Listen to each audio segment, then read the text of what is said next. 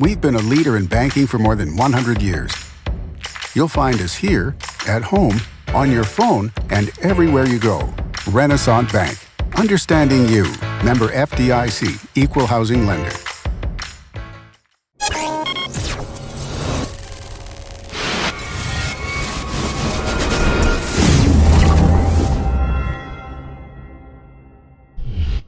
Sponsored by Renaissance Bank.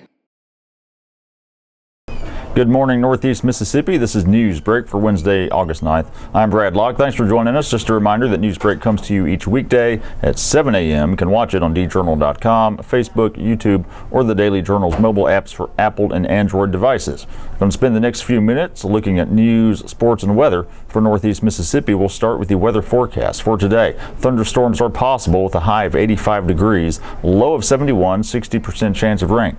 The 3-day outlook: Thursday, thunderstorms likely with a high of 90, a low of 71, 80% chance of rain. Friday could see some scattered thunderstorms, high of 89, low of 72, 50% chance of rain. And Saturday, thunderstorms likely, high of 88, low of 72, 80% chance of rain. Let's take a look now at some of the top stories from the Daily Journal and djournal.com on this Wednesday. The Tupelo Public School District is a step closer to having a dual storm shelter and athletic facility at Tupelo High School. The school board voted Tuesday to award the project bid to Murphy & Sons. That company had the lowest and best bid at $6.2 million. The 12,707 square foot shelter will be able to house Tupelo High's roughly 2,000 students, along with teachers, other staff, and visitors during severe weather. The building will be able to sustain up to 250 mile-per-hour winds, and it will be able to seat 2,040 people during sporting events. Plans for the FEMA-grade shelter have it located on the north side of the THS campus, adjacent to the Natchez Trace. School Board Vice President Sherry Davis, a former THS teacher, called Tuesday's vote historic. Ground should be broken on the project within the next 60 to 90 days, and it is slated to be completed by August of 2018.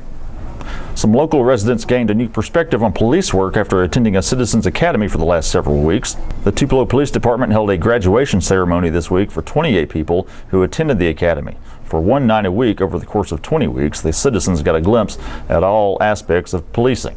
Subjects included traffic stops, juvenile law, civil rights, and the color of law. Participants also got to ride along with officers and fire weapons at the department's firing range.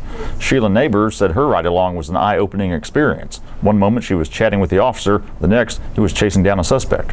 Tupelo Police Chief Barter Gary said the goal of the academy is to provide a realistic view of policing and help improve the relationship between citizens and officers. The next Citizens Police Academy is scheduled to begin in February of 2018. Hundreds of incoming freshmen began checking into Mississippi State University's new Maroon camp on Tuesday. The week-long camp helps the students jumpstart their college careers. Students lead, manage, and run the camps, although they do have support from advisors.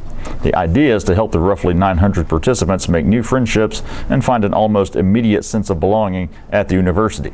The camp participants are divided into family groups of about 180 students. Those are further broken down into pods of about 25 students and crews of about a dozen students. Fun activities include a lip-sync battle and Maroon Madness, a race to finish various tasks, some of which include water balloons. The camp runs through Friday. Classes start next week. And in sports, hiring the next football coach at Ole Miss is a one-man job for now. That's according to Vice Chancellor for Athletics Ross Bjork. He told the Daily Journal on Tuesday that finding Hugh Freeze's permanent replacement is a, quote, one-person search process right now. Bjork said he is having conversations and preparing for the time when the search shifts gears. He expects the process to, quote, heat up once the season starts, and it should become more defined as key calendar dates pass.